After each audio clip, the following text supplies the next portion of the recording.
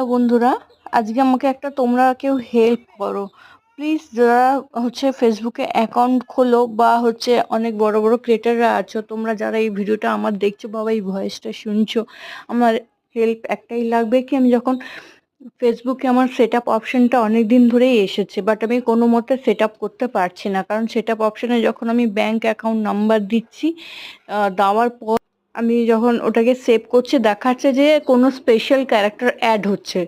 But bank account নম্বরে কোনো special character কেন অ্যাড হবে? তো আমি এটার জন্য ব্যাংকেও কথা বলেছি, ব্যাংক বলছে যে ব্যাংকের তরফ থেকে কোনো ফল্ট নয়, ফল্টটা ফেসবুকের তরফ থেকে। তো ফেসবুক থেকেও আমি এটা কোয়েরি করেছি, যেটা আমি রিপোর্ট করেছি।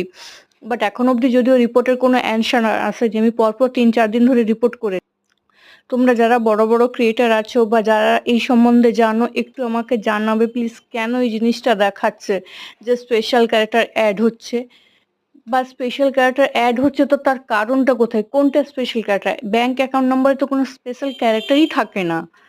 সেটা কেন হচ্ছে? তোমরা যারা জানো প্লিজ আমাকে একটু হেল্প করো যে এটাকে কি করা উচিত, কমেন্টে জানাও, তাহলে আমি বুঝতে পারবো যে এটা কি প্রবলেম হচ্ছে। ব্যাংকেও আমি অনেকবার গিয়ে ঘুরেও এসেছি, ব্যাংক থেকে বলছে এটা ওনাদের কোনো প্রবলেম নেই, কোনোভাবে এটা ফেসবুকের সঙ্গে কন্ট্যাক্ট করতে হবে।